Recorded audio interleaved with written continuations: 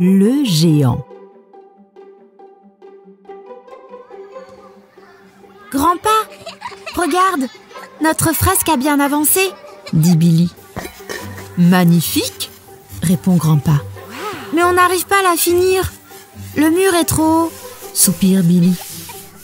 Je connais quelqu'un qui pourrait vous aider, dit Grand-pa. Ah oui, s'écrie Billy.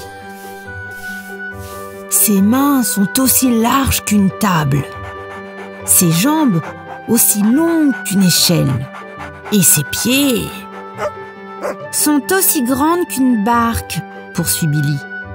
Grand-pa, tu m'as déjà parlé de ton géant des milliers de fois, mais je sais très bien qu'il n'existe pas.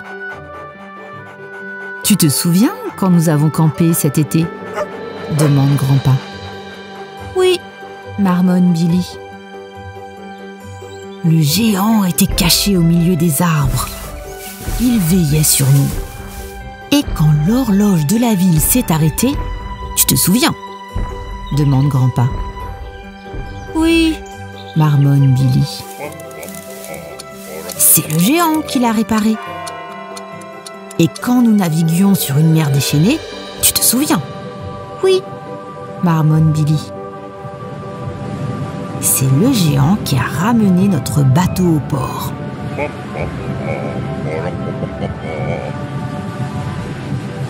Oui, grand-pa, marmonne Billy. C'est aussi le géant qui a sauvé le grand chêne sous la tempête. Qui a aidé les voitures à traverser la rivière quand le pont s'est effondré?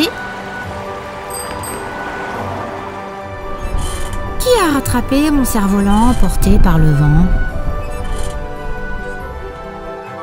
Et sauvé Benji qui n'osait plus descendre du toit, ajoute Grand-pa.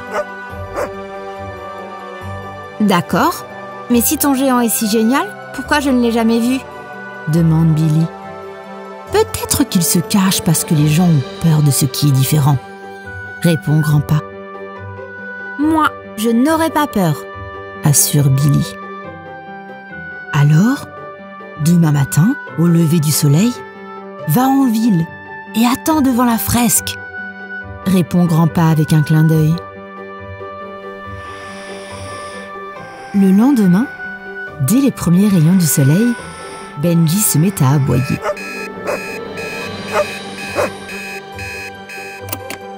Ok. Allons prouver à Grand-pa que son géant n'existe pas, dit Billy. Lorsqu'ils arrivent près de la fresque, Benji se met à grogner. Chut. Quel trouillard, dit Billy. N'aie pas peur, il n'y a pas de... Ah, géant! Le géant existe. Il est immense. Il est terrifiant.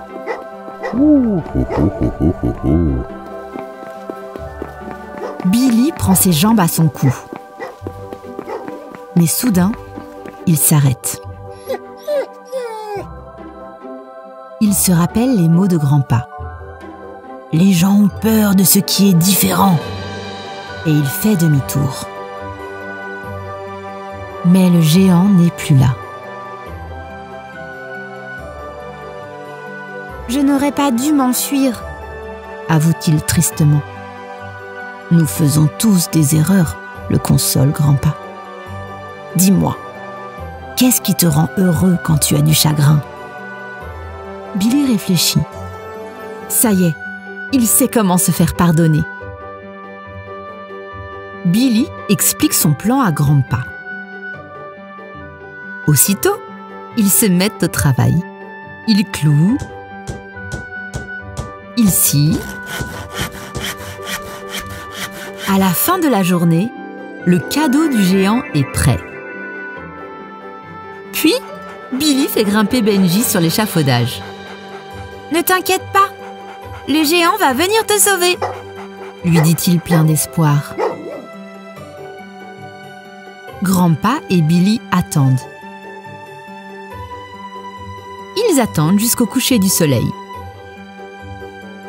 Peut-être que le géant en a marre des gens qui s'enfuient devant lui. Peut-être qu'il a quitté la ville à cause de moi. C'est alors qu'apparaissent des mains aussi larges qu'une table, des jambes aussi longues qu'une échelle et des pieds aussi grands qu'une barque. C'est le géant. Il est venu sauver Benji. Puis il découvre son cadeau. Et pour la première fois, Grandpa le voit sourire. À cet instant, Billy comprend. Le géant est comme lui. Quand il a du chagrin, une seule chose peut le consoler. Et c'est la même chose qui console Billy, Grandpa et les habitants de la ville. Un ami.